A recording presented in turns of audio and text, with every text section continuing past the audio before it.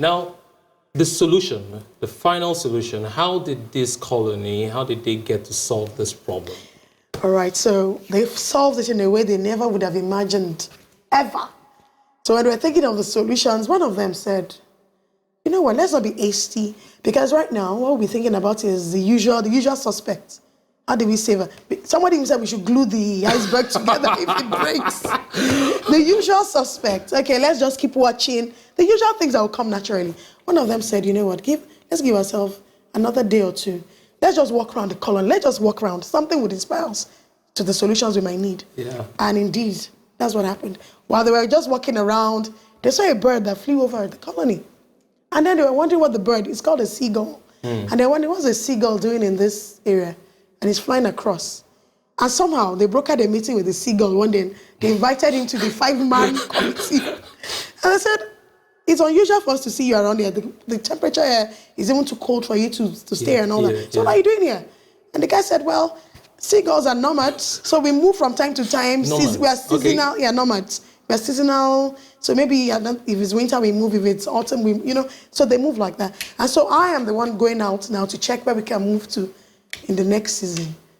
And they're like, really? Yeah. So you guys can be moving your entire, and I think it's a whole lot of seagulls really that move like that. It's like a herd of birds or something. Okay. And interestingly, when he finished, it was even freezing by the time he was done with that's it. He had to fly and say, guys, see you later. And they thought about it. Move. What he said was they move from place to place. Could it be that moving out of here will solve our problem? But that was scary. That's scary. Because they've been here for hundreds of years, probably. This is what they're used to. This is what they're used to. Our food comes from here. So it's the status quo. And, there's a saying that says, if it's not broken, why do you want to fix it? Why do you want to fix it? So for them, it's like, it's not broken, no? It's not broken yet, though. It's not broken yet. Interestingly, Alice, my dear Alice, which I wish to meet her someday. She's my favorite. She's like, yes, if these guys can move and they can find a place for themselves, then it's possible as well. If we move, we can find a place. So they had to go back to their drawing board and put together a plan. How do we find the locations we can move to? Because that's another work. So they really sat down. Now they have an idea. How do we communicate again to the colony that we want to move and not get resistance from these guys? And indeed, when they said that, most of the birds were like, no way, how do we move? My great-great-grandmother, there was a lot of resistance.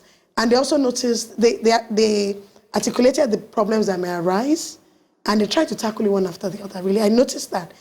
And one of the things that was very interesting was they set up young men that would go out and be scouting for new places. Okay. And of course, the young men took it very seriously.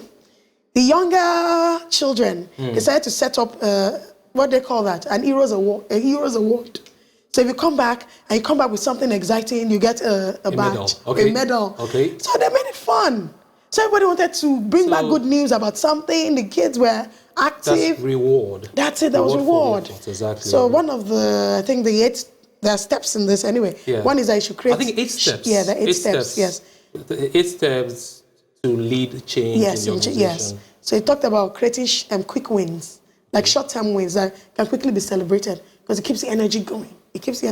But this is quite an intriguing book, honestly. I mean, how someone... Because if I saw a book on leadership that required me to read about change, it's not I'm not likely to want to pick that kind of book. It just has to come in this form, in the form of a fable, for me to want to read. I think that's quite intriguing about the author. You want to talk about the author? You know so much about it? I think the author, the bit I know about him is he lectures, he's a professor in Harvard. Okay. And I think he's done a lot in change management anyway. He's taught it, he's written books about it. And I think there's another book as well, Leading Change should be that book. That's another that was recommended from even the same reading I had. And I was like, okay, maybe I'll go grab it as well and look at it. Basically because communicating change sometimes can be very difficult to manage, for management really, especially when the change will be very drastic. You can imagine when a particular change needs to be done. Look at the banking industry. A lot of people have lost their jobs. Yeah. Because they've been doing things the way it's been done in the past 20 years. But then technology showed up. And they had to change the way they work. But it's difficult for the MDCO to come and communicate that in a general meeting to say, you know what, we're all moving, we're stepping up to 21st century technology, therefore half of you will be gone by tomorrow. It's a difficult place to be. That's Very, the truth. Very, very. But you must be able to communicate the message in such a way that, yeah, they know they might lose their jobs, but they know it's in the best interest of the bank. So also communication, the messaging is very important. In this book, Alice was the one that always stepped forward to give that message. So there's always that kind of person. There should be that person that when it comes to this, and she's ready to take the fall, man. Like, yeah, I'll do this, and I'm ready to take your questions. We need people like that. Interesting.